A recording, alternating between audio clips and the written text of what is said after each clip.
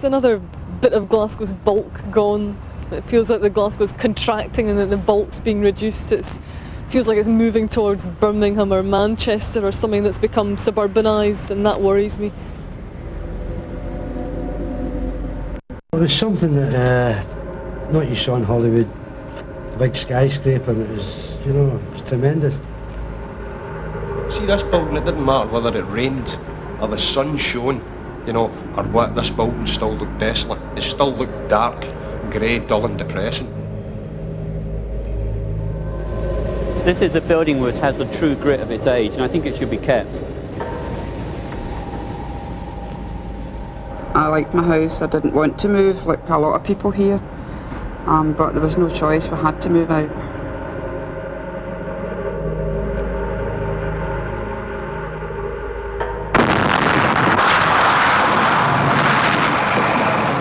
When things get this bad, you can't patch them up any longer. You have to pull them down and rebuild from scratch. For the past 100 years or so, about half the population of Glasgow has lived in districts like these. That means families of half a dozen and more packed into a single room. Roughly 500,000 people. The result? Street after street of tenements like these. From overcrowded rooms, you escaped into the streets, and you used the back courts for your playground.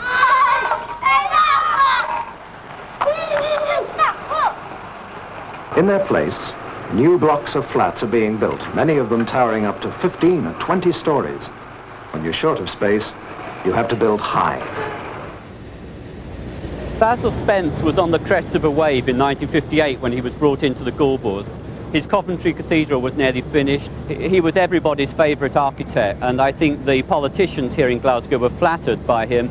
I think Basil Spence wanted to take advantage of the kind of characteristics of the tenement, the street, the back close, and to build them somehow into a high-rise block.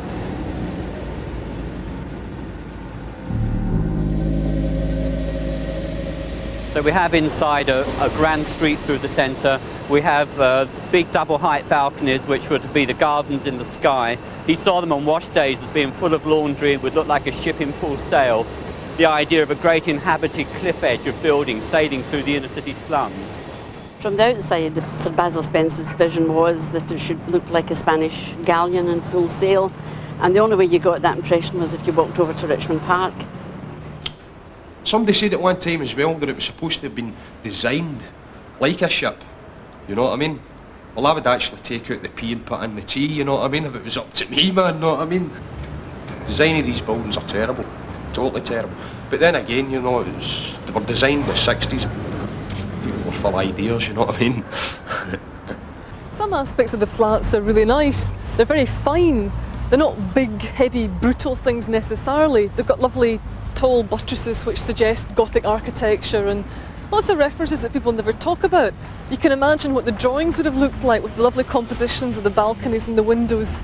It really is exceptionally good architecture in some ways in an abstract drawing sense. I think people misunderstand perhaps the achievement Basil Spence made when he designed and built these buildings. It was a great step forward in social housing. It wasn't the final solution, but it was an important step.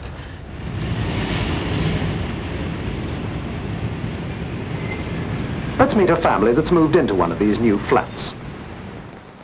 This is Mrs. Jack, born and bred in the Gorbals, but not in a building like this. A few months ago, the Jacks moved to a new home on the top floor of this block. You need a lift to take you up and down. It can be tricky with a pram or a load of shopping. But Mrs. Jack doesn't seem to find it any bother. She feels that the view from her living room window is well worth it.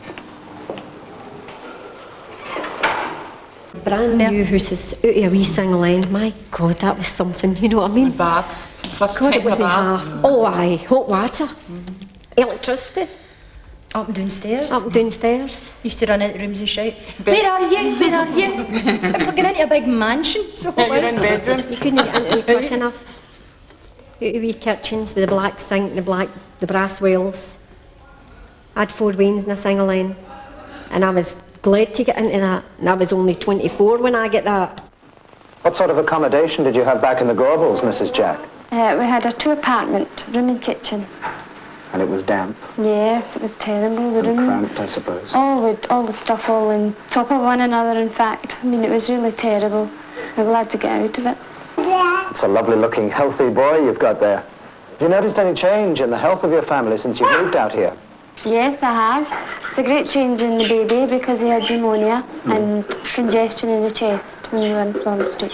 So you think the higher rent is worth it, Mrs. Jack? Oh, it's worth every penny of it. I think Basil Spence failed to appreciate exactly how families live, particularly in our climate here in Scotland. It's very windy, it's wet, the sun doesn't shine. The idea of being on a balcony 20 stories up is really quite unrealistic. Well, when you hang a washing out when it's a very stormy day, it goes right over the top there. I've lost quite a few things. Someday I lost myself. You couldn't put a washing out, or you had to go all over Glasgow looking for it. You couldn't open your veranda doors or they blew off. You couldn't open your windows or they would just smash. It was crazy. Round the base of the building, you couldn't get under it, or you get blew under it, you get lifted off your feet. And I mean, quite a few elderly people get actually blown off their feet and had quite nasty falls. I remember I took my dog out one day and she got lifted off her 4 feet and she was like that with a lead, hanging on to the end of the lead, pulling me with her.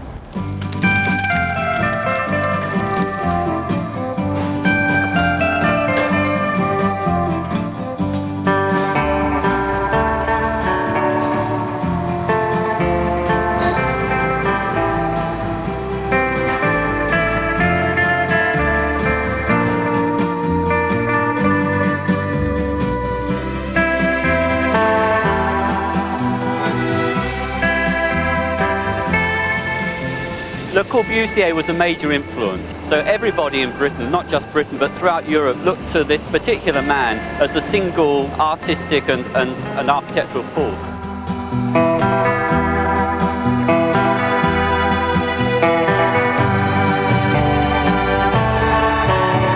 He had the idea that sun and light and space were the key qualities, and people should look out onto an open green landscape.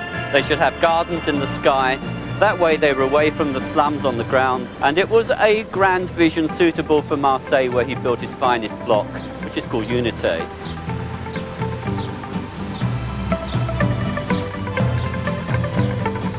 Unité was the great prototype of so many high-rise blocks across Europe. The communal facilities were on the roof, away from the ground. There were to be family housing, lots of children running around in internal streets and external cubist balconies.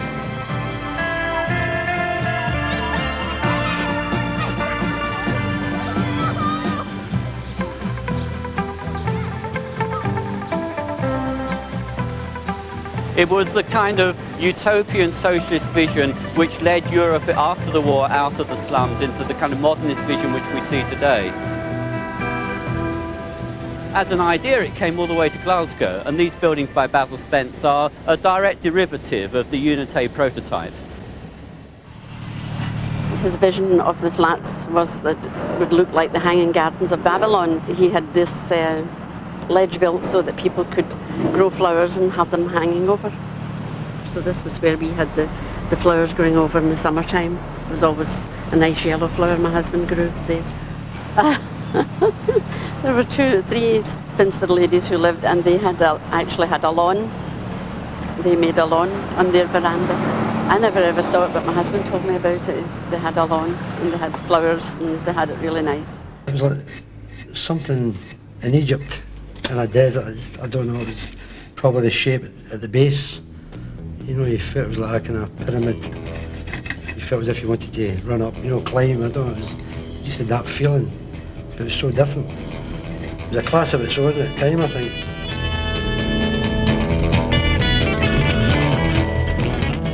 Not actually the type of buildings you'd see in Spain or foreign countries, you know, plenty of sunshine.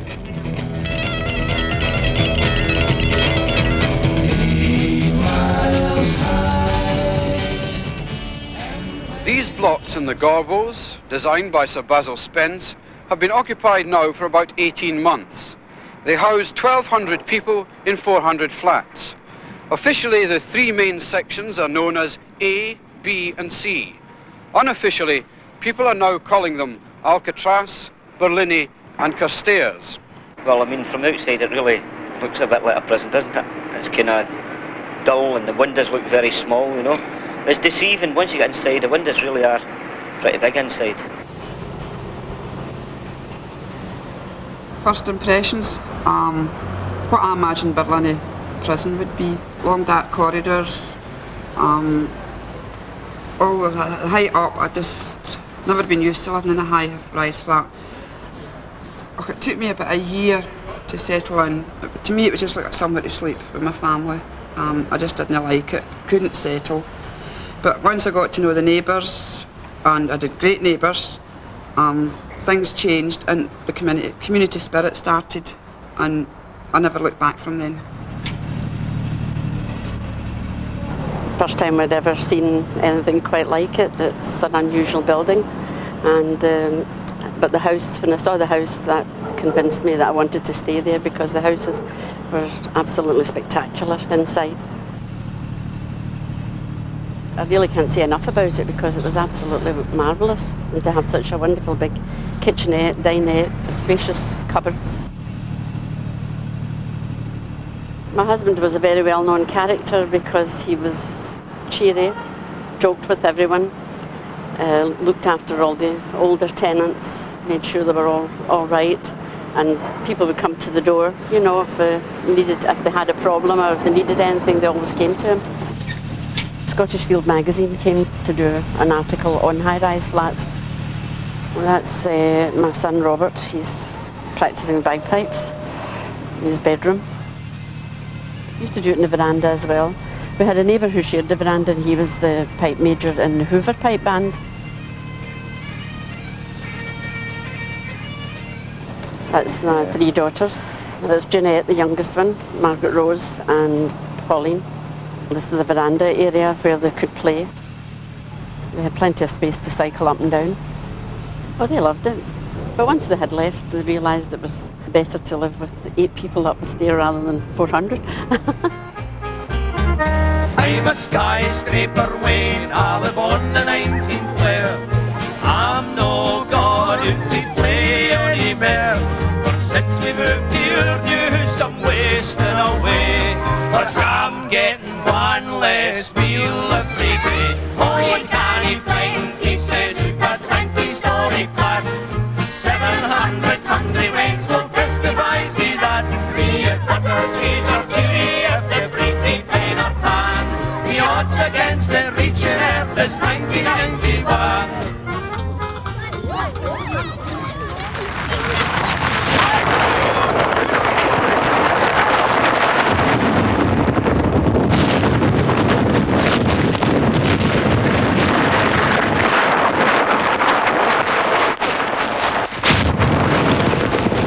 I like living in the multi-storey flats because it's nice and healthy and airy, and it's a difference from where I was living, looking into dirty old middens. As Glasgow prepares for the 21st century, the pattern of life changes. Tenement life, with its jilly pieces and wee shops, is disappearing. In its place, shopping precincts. As far as I had heard when I came into Glasgow at first, high-rise flats, you didn't know your neighbour. You never saw a neighbour from one week to the next, but that's not true. I mean, it was just like a wee village on its own in their corridor, and we had great times. We had drunken parties as well, but however, that's not to be spoken about. The design of the flats was good. I mean, safety aspects, you had 2 exits. You had an exit upstairs and an exit downstairs in case of fire. The only problem I felt with the houses were the stairs themselves. They were too steep. And I mean, quite a few people had died through accidents falling downstairs. My daughter fell down them. I was only in the house about 6 months, and my daughter fell down them, but she wasn't badly hurt.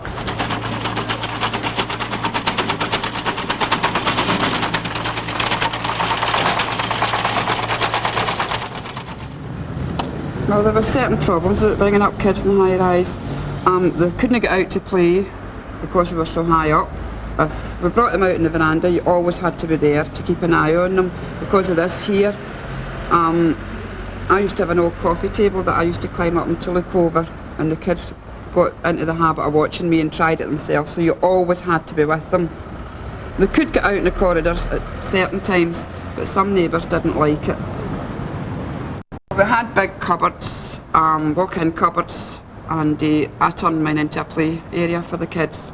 My daughter loved to go in there with her dolls and what have you.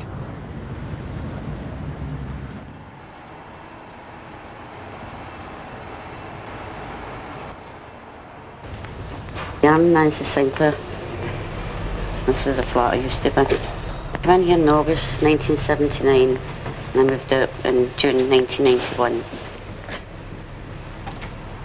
I liked the view and I liked the kitchenettes and the big veranda. I really liked it.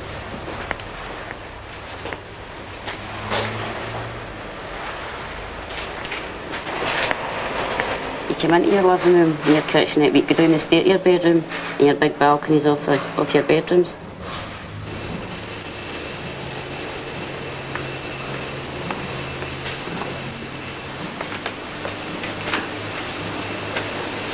I can't believe that was my bathroom at one time. The daughter's bedroom. And that was my bedroom over there. It's unbelievable. This is the veranda.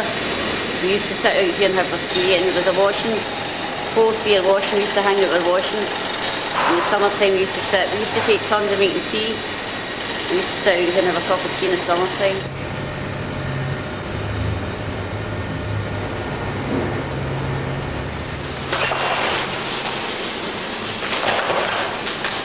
If you were stuck for anything, you chat with anybody's door. If you weren't well, they come in to see if you needed any messages or anything like that. You never felt isolated.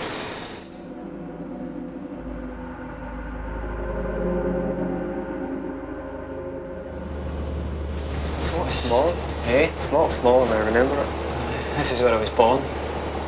All the years ago. 24 years ago. There's not much left. Nah. A lot happened in here right now. I think up until I was about 12 or 13, I can't really remember any real problems. I think it was around about the early 80s when I noticed things were starting to go downhill.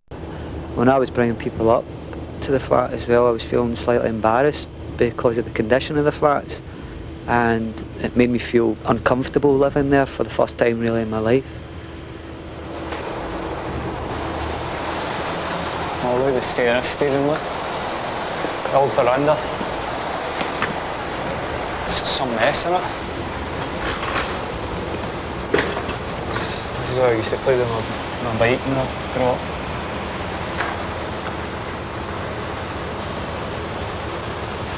Old neighbours' house.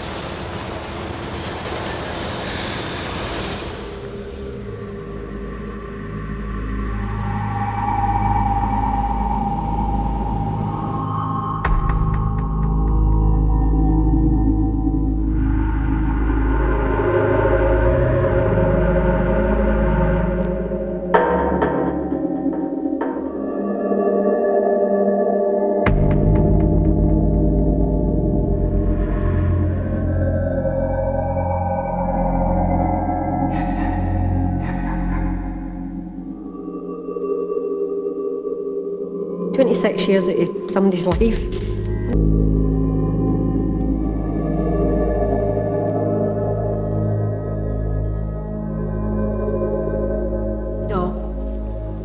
No, I didn't anyway, I want to see it.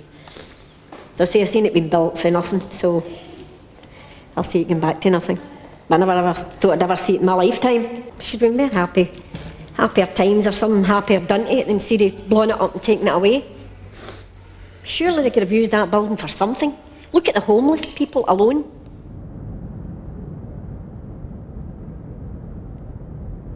Everybody was up in arms. Obviously it'd been signed and sealed before we were even told about it. We actually heard it from the Evening Times first of all. District Council didn't send us letters or anything. And it was It was devastating, really. I mean, we were all going to get moved out of the houses that we were in, and we loved our houses. Should have upgraded them. They should have upgraded them. Left us where we were. And left us, exactly, Nancy, left us where we were, because we were really happy. It was left to run down, and I think by the time in 84, 85 we started spending money, and it was just too late. In 1990 we realised that we wouldn't have spent about another 14 or 15 million pounds, possibly more than that. We realised that we were possibly throwing money down the drain, and the money could be better spent in the rest of the area and the rest of the south. I think Glasgow may well regret demolishing Queen Elizabeth Square in the future. I think that Glasgow's demolished a lot of buildings which it has regretted demolishing. Then we have these bizarre necrophiliac scenarios whereby we have Macintosh's never built or never finished drawings for buildings being built in parks in Glasgow. I think that's a really dire state of affairs. Are we going to build Queen Elizabeth Square again to see if we can learn something new from it? Seems a waste.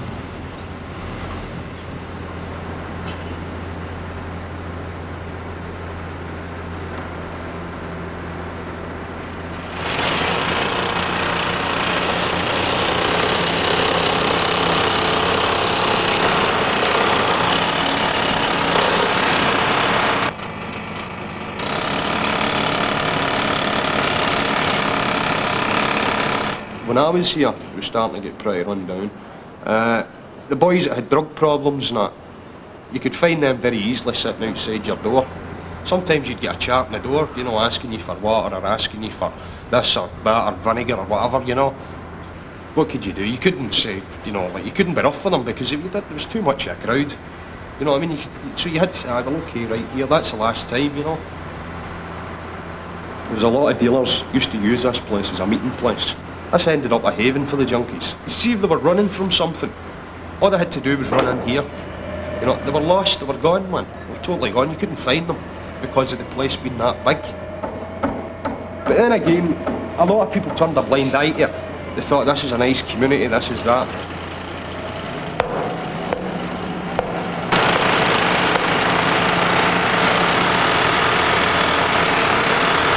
I don't like flats. I think flats cut a community off, they cut people off. It just isolates people, you know. I remember an old woman in these flats, wee Mark probably remembers it as well. This old woman we used to meet her in the lift every day, and she'd always have a clock in her hand, right? She was about 80 odds, 90 odds. She'd always have a clock in her hand, and she was always looking for the right time to set this clock, you know. And I seen her one day and I thought, Jesus Christ, is this that old woman's life? That she's wandering about these flats, she's got nobody, and nobody will even give her the time of day. It's that bad, you know what I mean? You know, that was bad. I seen a lot of old people. And there's more waste where the old church used to be, so it's going to be a weird place. What they want to do with the site, I would imagine yuppie-fy it, put some horrendous flats up or something, bring all the yuppies in. I can't see them making houses for the Gorbals people. Well, we will never be able to afford them. We've probably all bought houses. I'm certainly not in favour of buildings becoming empty monuments. I think the buildings change their use all the time, there's nothing unusual in that. I wouldn't like to see families going back into the building. It'd be nice to do something like what's happened at Red Road Flats, where students are in the buildings, of single-person habitation of flats. Something that's going to bring a positive aspect into the community, a different kind of person. I don't know, just something that keeps the life here rather than ending up another hole.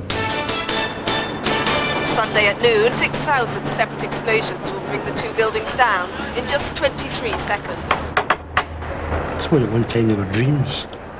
Dreams now, and that's it. I think they're gone. They were dreams to people at one time. When the tenements were new and people moved in, it must have been tremendous to get a new house.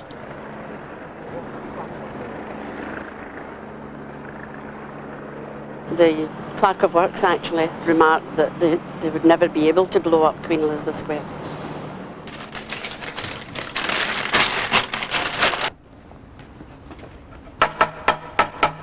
Told that that is correct, but Task Team 5 may wish to check out Mr. Best's house. It's okay, there's somebody else in the house.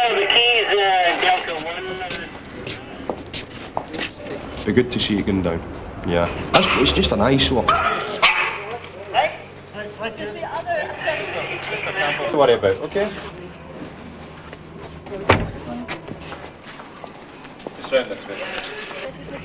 Yeah, that's right. Just go to the Livingston. Okay then. I think I'm actually glad to see them coming down, you know. I think when I moved out of the flats, I said I wasn't going to go back into them again. It could be the best thing for the area.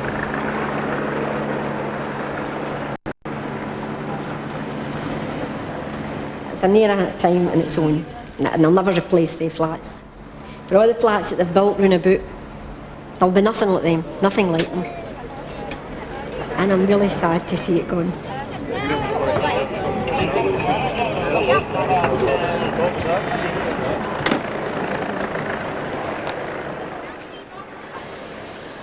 I miss it. 1 minute to go, 60 seconds, over. I loved that house.